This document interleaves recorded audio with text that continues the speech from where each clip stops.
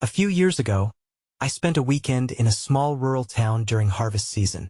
I was a freelance photographer. I wanted to capture the beauty of the fields filled with corn. As I drove through the town, the earthy smell filled the air. The locals offered polite nods but didn't engage much. I thought it was charming. I set up my camera near the edge of the cornfields. At first, I felt excited. I started snapping photos, but then a chill shot through me. I thought I saw movement among the stalks. My heart raced. I stepped carefully to check, but there was nothing. It was just the corn rustling in the wind. I tried to shake off the feeling. Maybe I was thinking too much. The next day, I went back to that same spot. The light was golden, perfect for a shot. But as I clicked away, I heard hushed voices. I couldn't understand what they said. I looked around but saw no one. It felt strange, like someone was watching me. I scanned the fields and noticed flashes darting from the corner of my eye. My heart raced. I was definitely being silly. I brushed it off. It was just the wind again. On my third day, the sun was setting. I still hadn't gotten any good shots. Frustrated, I wandered deeper into the cornfield. As I walked, I stumbled across something on the ground. It was a child's drawing scratched into the dirt. It showed a smiling face, but I didn't know whose it was. Something twisted in my gut. A child had been here? It felt wrong in a way I couldn't explain. That evening, I decided to return to the fields. I brought my camera and a flashlight. As the light faded, I still heard those faint whispers. They felt closer now. I stood still and listened. I was sure I heard a child laughing. But that had to be impossible, right? My instincts told me to leave, but I had to push forward. Then I saw him. A small figure stood deep in the corn, staring at me. I was frozen. I wanted to ask if he was okay, but my voice wouldn't come out. I just stood there watching. He didn't move or say anything. Then, in a blink, he disappeared. I turned, ready to leave, but I felt drawn to the spot. I drove away from that town with a heavy feeling. I kept questioning what I had seen. Was it real? My mind played tricks on me sometimes. As I glanced back at the cornfields one last time, dread washed over me. Those whispers echoed in my memory. I couldn't shake the thoughts. I left confused, unsure of what truly lurked among the rows of corn. The next day, I decided to go back. I couldn't stop thinking about that boy. What had I really seen? I parked my car at the edge of the field, the sun still low and hazy, casting long shadows across the rows of corn. A part of me felt brave, while another part trembled with unease. I brought my camera, hoping to find clarity. The field was quieter than before, almost too quiet. I walked toward the spot where I had seen him, scanning the surroundings carefully. My steps crunched against the dirt, and each sound seemed amplified in the cool air. Just as I reached the area, I caught a glimpse of something by the ground, another drawing. This one was different. Rather than a smiling face, it depicted a figure with wide, empty eyes. A shiver ran down my spine. I picked it up gingerly, brushing off the dirt. It was clear that this was a child's work, yet something about its expression felt unsettling. Suddenly, I heard the whispers again. They were back, wrapping around me like a shroud. I glanced around, my heart beating fast. It felt as if they were circling, teasing me, drawing me deeper into the field. I couldn't make out any words, but the tone seemed urgent, pleading in a strange way. I shook my head, trying to dispel the rising anxiety. Maybe it was just the wind.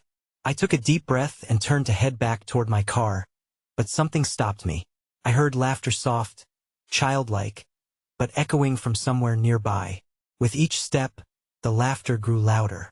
I felt an intense pull, as if the corn itself was urging me forward. I hesitated.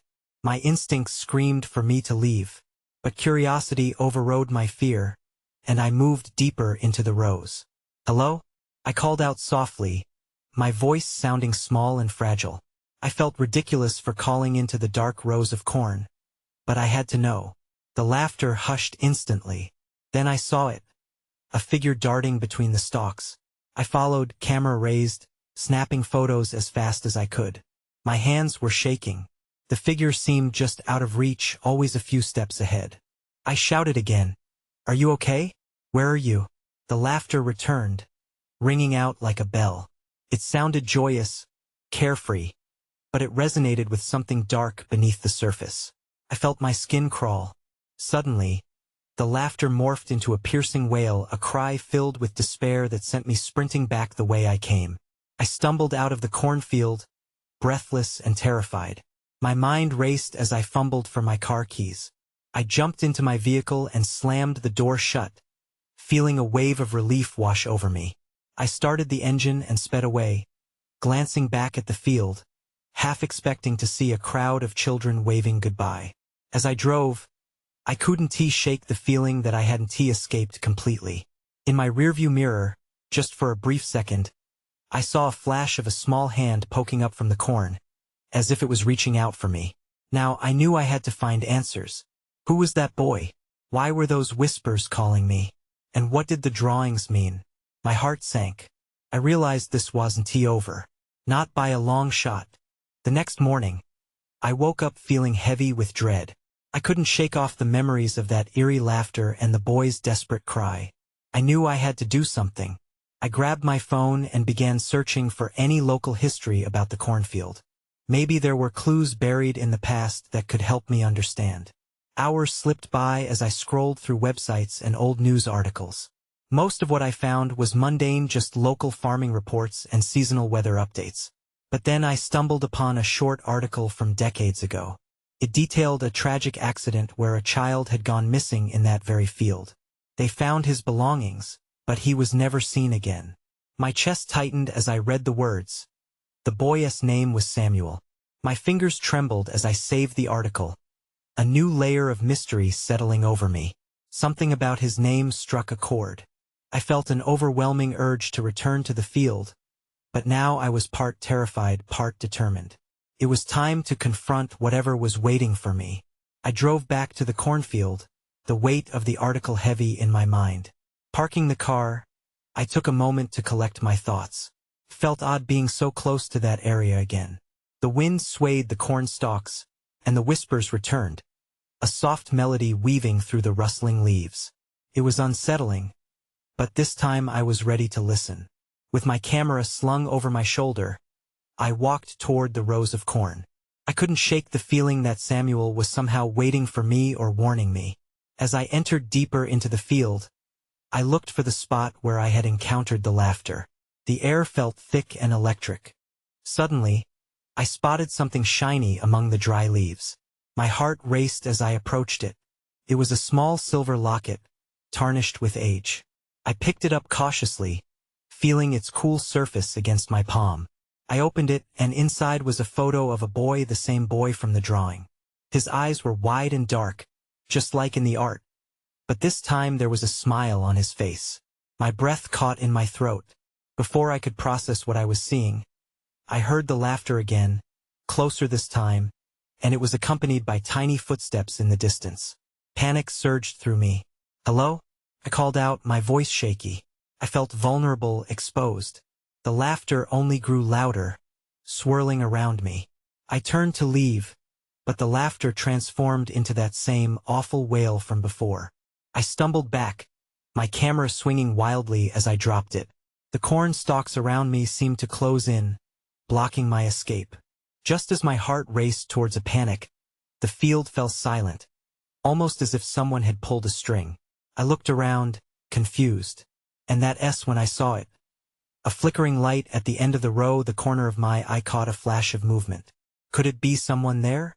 I froze, torn between running and finding the source of that light. Whatever it was, it felt like it was drawing me in. I took a hesitant step forward, the air thick with anticipation. Then everything went dark. I blinked, trying to adjust to the sudden darkness. Panic clawed at my chest. My heart raced, pounding in my ears. I remembered the flickering light, but now there was only silence, a heavy blanket that smothered any sound. I turned slowly, searching for any sign of illumination, but the rows of tall corn seemed like a maze. "Hello?" I called again, my voice echoing strangely in the void. No response. just the sound of rustling leaves, which felt more menacing than before. I took a shaky breath and reached for my phone, hoping to turn on the flashlight. But when I pulled it out, the screen was black, as if it had drained completely. Great. I was now alone and without any means of seeing where I was going. I stood frozen, my mind racing. I remembered the locket. The boy in the photo seemed so close to me, yet now it felt like a distant memory. I wanted to turn back, to find my way out of the field, but something compelled me to stay. Then, in the corner of my eye, I saw movement again. Shadows flickered among the corn, undulating like waves. Is someone there? I called out, but all I got in response was a faint whisper that seemed to come from the field itself. Without thinking, I stepped toward it, my feet carrying me deeper into the rows of corn, compelled by a force I didn't understand. The whispers grew louder, taking on a form, each indistinguishable word blending into a chorus. Felt both inviting and terrifying. A crack echoed through the field, drawing my attention. I turned abruptly, and there it was. The flickering light again, now brighter and pulsating like a heartbeat. It was closer, just beyond the stalks. I stumbled forward, and as I did, I tripped over something on the ground. I landed heavily, pain shooting through my ankle. Gritting my teeth, I struggled to get up, and that S when I noticed what I tripped over. It was a small wooden sign, its paint peeling and faded. I brushed off the dirt, revealing one word, Samuel. My stomach dropped. This was his name, the name I had read in the article. I quickly glanced around, frantic now. The light loomed ahead, shimmering with more intensity. Felt alive, almost as if it were calling me. I pushed myself up, ignoring the pain, and limped closer, desperate to understand what was happening. Just then, I heard it again, laughter, high-pitched and joyful, bursting through the silence. But it turned cold and harsh as it neared, and I felt my heart leap into my throat. I was no longer alone. I finally reached the source of the light. It hovered just above the ground in a small clearing surrounded by corn. It illuminated the ground, revealing a circle of wilted flowers that seemed to be wilting even more in its presence. And that S when I saw him, an indistinct outline of a boy standing in the center, his face half hidden by shadows. My breath caught as he reached out a hand, beckoning me forward. Just as I took a step closer, the light flickered violently, and the laughter twisted into another wail, cutting through the air like a blade. My instincts kicked in. I stumbled back, heart racing, pain forgotten. I had to escape, but the field had other plans. The corn seemed to shift, blocking my way out. I was trapped. Then everything went dark again this time. It felt suffocating. I gasped, my lungs struggling to pull in air that felt thick and heavy. The darkness swirled around me, and I flailed instinctually, my hands brushing against the coarse stalks of corn. Each touch felt like a reminder of my isolation, my fear swelling inside me. Suddenly, the soft glow of the light flickered back on, illuminating the area. I found myself standing in the clearing again, but the boy was gone. The laughter faded into the distance, replaced by an unsettling silence. I exhaled sharply, scanning the ground for signs of where he had gone. The wilted flowers were now vibrant, contrasting with the dullness surrounding them. They looked almost too alive, their petals glistening eerily in the glow. I knelt beside them, entranced. That boy Samuel had to be somewhere. The sign had meant something. Then I heard it, a soft thudding noise. My heart sank. It was not from the corn.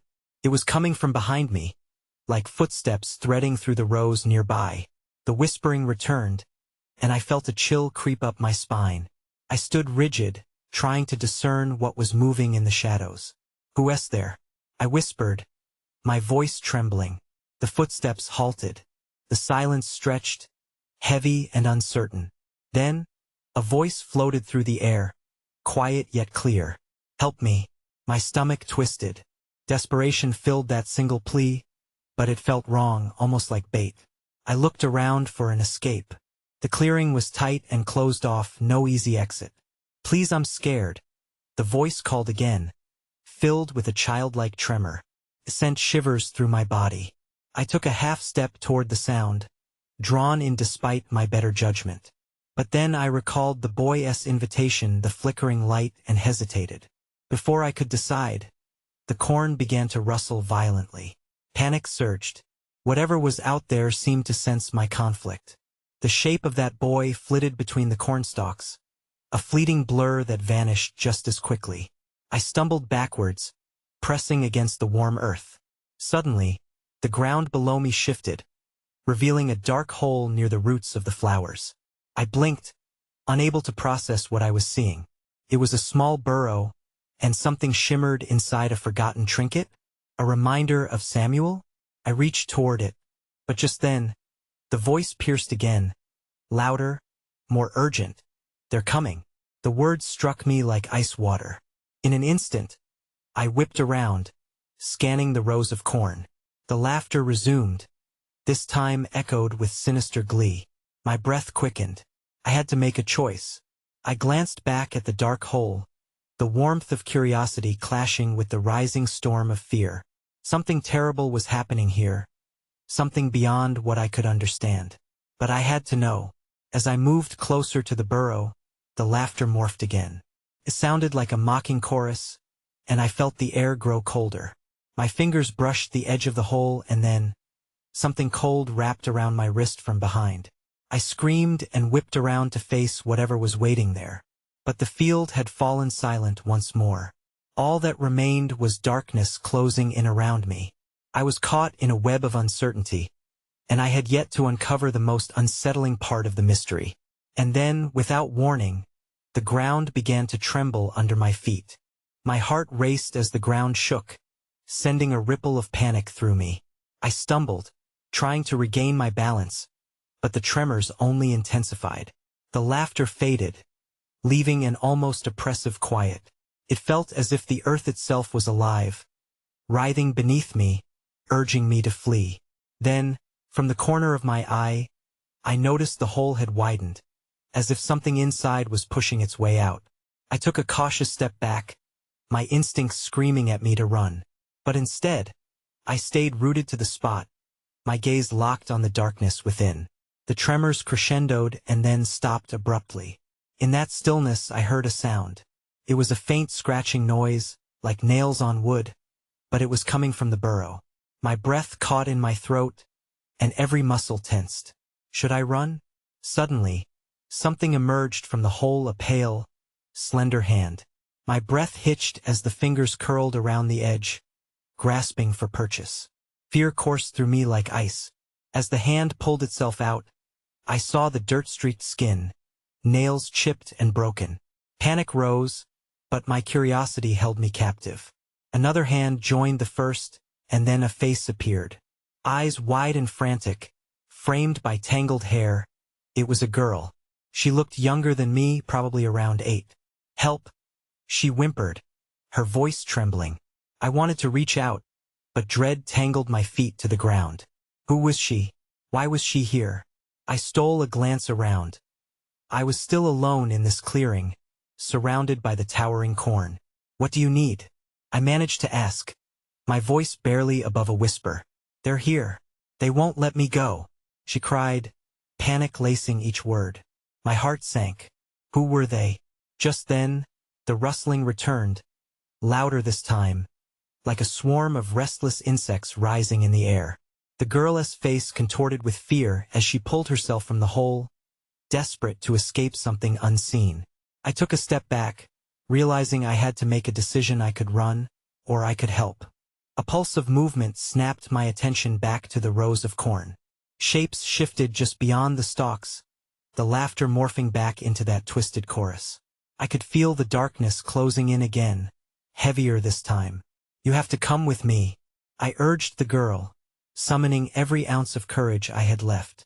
But before she could respond, a shadow broke through the corn, a figure stepping into the light. My breath caught in my throat as I recognized that same face I had seen before, the boy, Samuel. His presence froze me. Was he friend or foe? "Run," he shouted, his voice sharper now. "You can't stay here." A surge of adrenaline rushed through me, snapping the paralysis. I grabbed the girl's hand, and together we turned to flee. But as we raced toward the edge of the clearing, something cold and sharp grazed my arm. I looked down to see a glowing tendril reaching out from the depths of the cornfield. That was when the laughter exploded around us, echoing through the night like a thunderous storm. With each step, I felt the fear and confusion climb higher.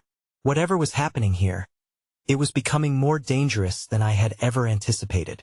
The shadows danced and twisted. A sinister game was afoot, and we were caught in the middle of it. Then a piercing voice called out from the darkness behind us. "You shouldn't have left." The fear solidified in my chest as I realized we were not alone, and the chase had only just begun. We sprinted ahead, the girl's small hand clutched tightly in mine. The laughter, once haunting, now turned into a menacing chorus, echoing through the cornfield. Every rustle of the stalks made me jump, the weight of unseen eyes on our backs sending chills down my spine. "Which way?" I shouted, glancing back at Samuel as he urged us forward. He moved with an urgency I couldn't comprehend. His body seemed tense, every muscle coiled, ready for whatever might pursue us. I don't know," the girl cried, stumbling slightly. I steadied her, pulling her closer. "Just keep running." The words felt empty, but fear drove me. Ahead, I spotted a narrow gap between the corn rows, an escape route. "There," I pointed, hoping it led to safety. As we dove through, the shadows warped around us, creating a claustrophobic tunnel of greens and browns. Once we were through, the world opened up, revealing a different part of the clearing. The ground was drier here, the laughter replaced by the soft rustling of leaves. I took a moment to catch my breath, scanning our surroundings. The girl looked terrified, her wide eyes darting everywhere. "Who were those people?" I panted, finally directing my question at Samuel. His expression darkened. "They're not people. He hesitated, as if the words were stuck in his throat. "They hunt." "Hunt?" My heart dropped as a new wave of fear washed over me. "What do they want?" Before he could answer, I noticed movement at the far edge of the clearing. A figure emerged, shrouded in shadows.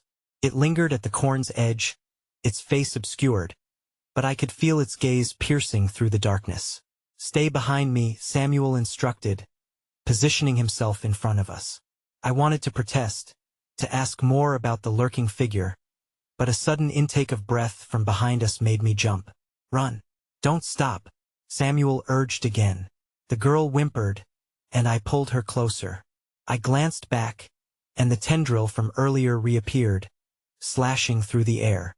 The sight made my heart race all over again. "Why is it after us?" I asked Samuel, panic rising. He shook his head, voice firm. "It wants to take you both. Just keep moving." We raced forward, my legs burning from the effort, the darkness closing in behind us. I could feel the ground shifting, more than just the tangling roots of corn. Something was alive beneath us. I remembered the girl's plea, the warning she'd given about those who wouldn't let her go. As we reached another clearing, I saw something glint in the moonlight up ahead. An old, broken-down tractor lay forgotten, rusting away amidst the weeds. Nearby, a small shack stood eerily quiet. "Inside. We have to hide," I shouted, directing us toward the shack. Just as we crossed the threshold, a loud crash echoed from behind us. The door slammed shut with a force that sent dust swirling in the air.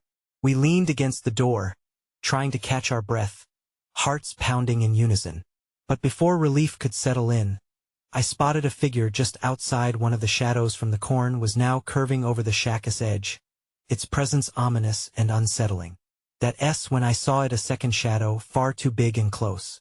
My heart sank again, knowing the chase wasn't over yet.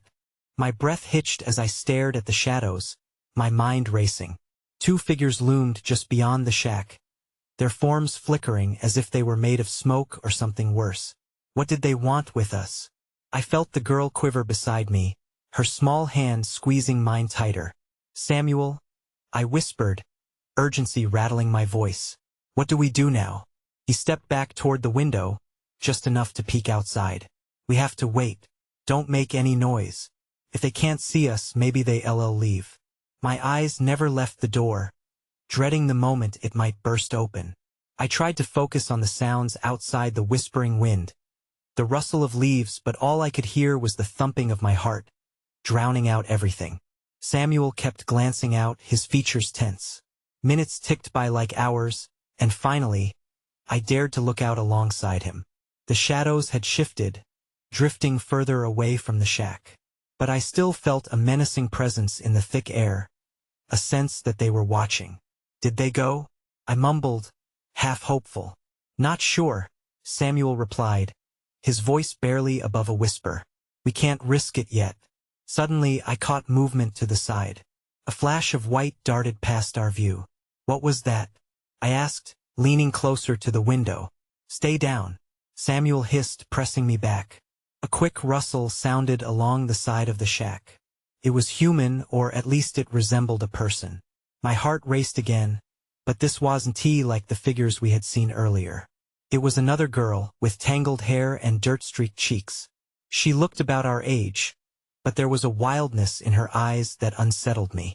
Help me, she mouthed, pressing her hands against the wall, her breath shaky. My instincts screamed at me to trust no one, but the hopelessness in her eyes tugged at my heart. Samuel shifted, glancing at me. We can't let her in, he said firmly. We don't know if she's one of them. Please. The girl pleaded silently, desperation crashing against the shack's walls. I could see her shaking, a mix of fear and urgency that mirrored my own. I can't leave her out there, I blurted out, feeling a swell of rebellion against Samuel's cautiousness.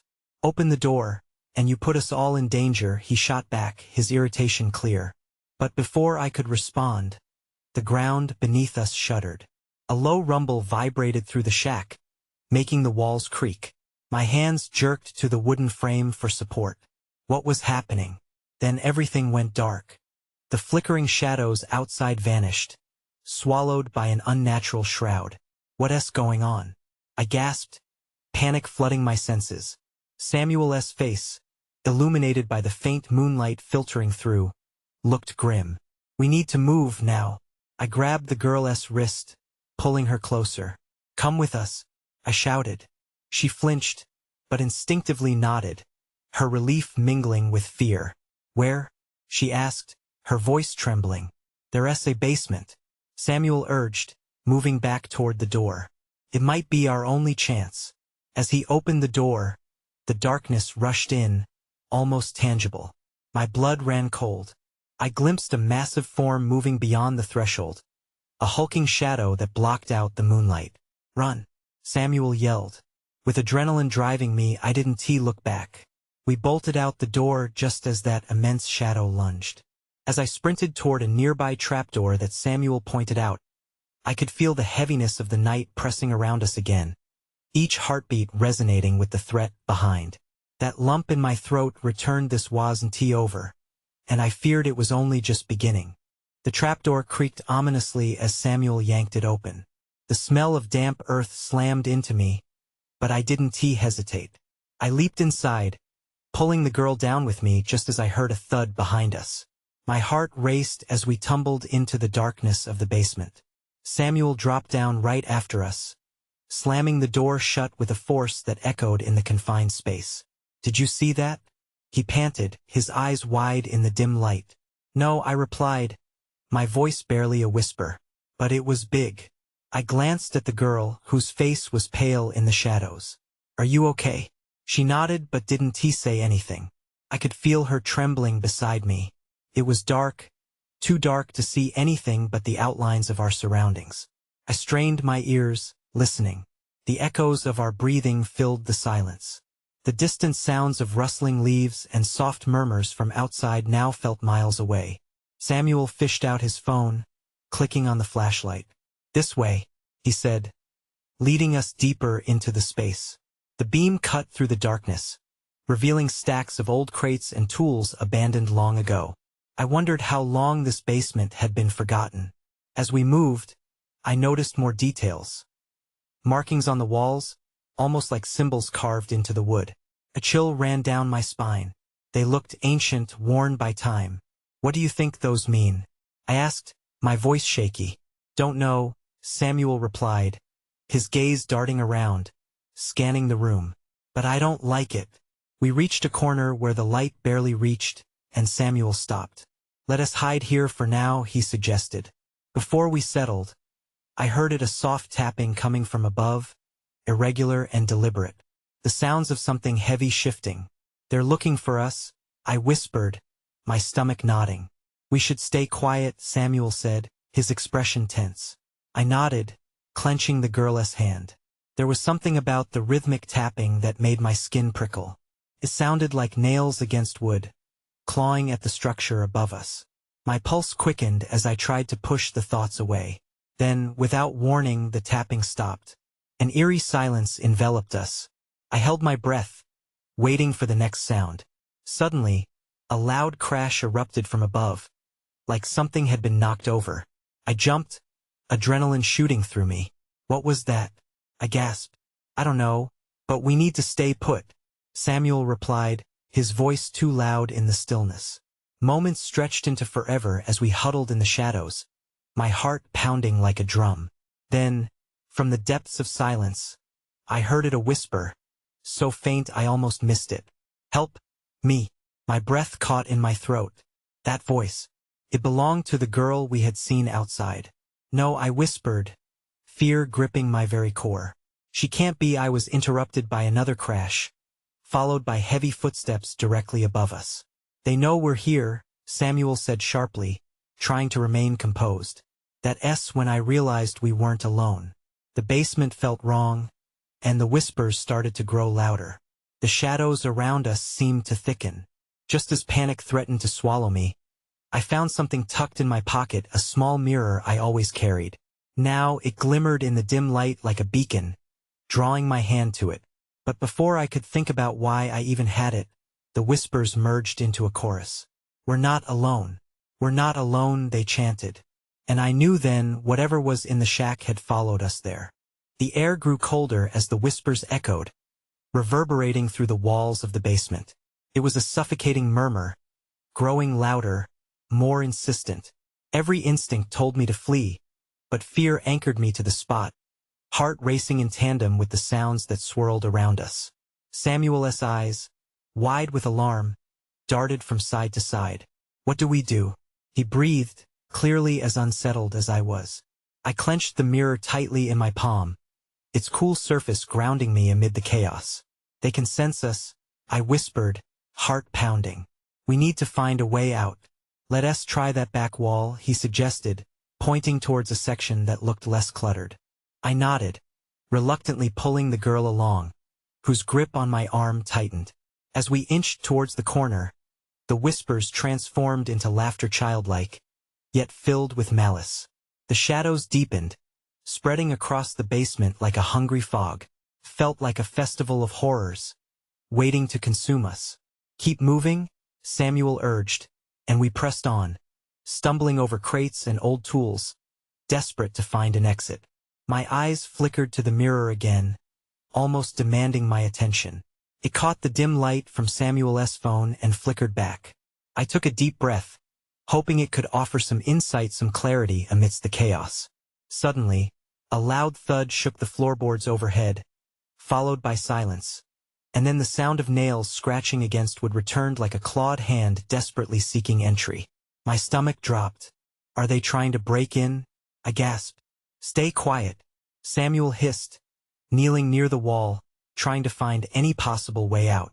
I could see the panic reflect in his eyes, mirrored in the girl's wide gaze. A flash of determination surged through me. What if we try to find a window? I suggested, my voice shaky but fierce. Maybe there's a way to climb up. Look, Samuel pointed toward the far end where the beam of light from his phone illuminated what looked like an old window frame, covered in grime but slightly ajar. That could work. I nodded, adrenaline fueling my movements as we made our way to the window. Glancing back, the whispers intensified, now turning into a low growl that sent chills racing down my spine. I felt the shadows shifting behind me, and I could almost sense them reaching out. Help me. The faint voice pleaded again, echoing along with the others, pulling at my heartstrings. But I couldn't linger. Not now. Quick, Samuel urged as we reached the window, trying to pry it open more. I glanced over my shoulder, apprehensive, and saw a dark silhouette taking form in the entrance to the basement, blocking our escape.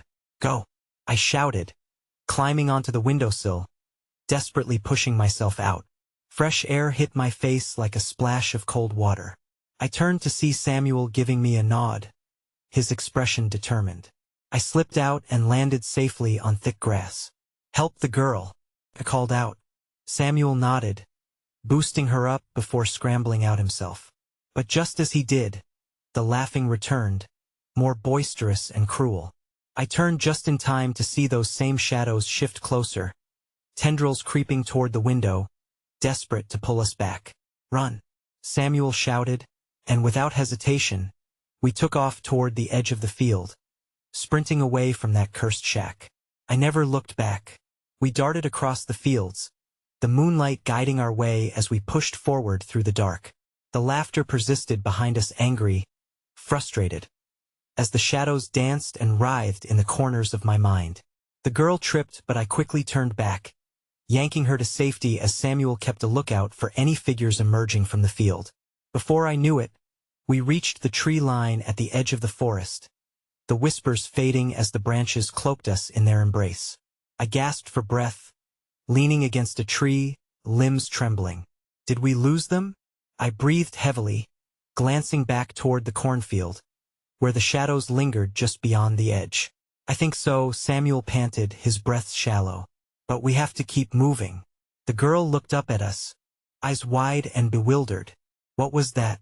She whispered, half in awe, half terrified. I don't know, I admitted, my mind racing to process the events that had crashed around us. But we can't go back. And just like that, the silence of the forest swallowed us whole, leaving the darkness of the cornfield behind. I felt a chilling relief in escaping, but as we walked deeper into the woods, I couldn't shake the feeling that we hadn't truly escaped the shadows. The laughter lingered in my ears, a haunting reminder of what we had left behind, shrouding my thoughts with uncertainty. I knew questions would remain unanswered. Who were those shadows? What did they want? And what of the laughter that echoed still in the back of my mind? I glanced back once more, that unsettling feeling niggling at the edges. Had we really left it all behind? Or were we still intertwined with its dark allure, forever marked by the mysteries of that fateful harvest? As we disappeared into the depths of the forest, uncertainty lingered like a thick fog, shadows that were waiting, even now, just beyond the trees.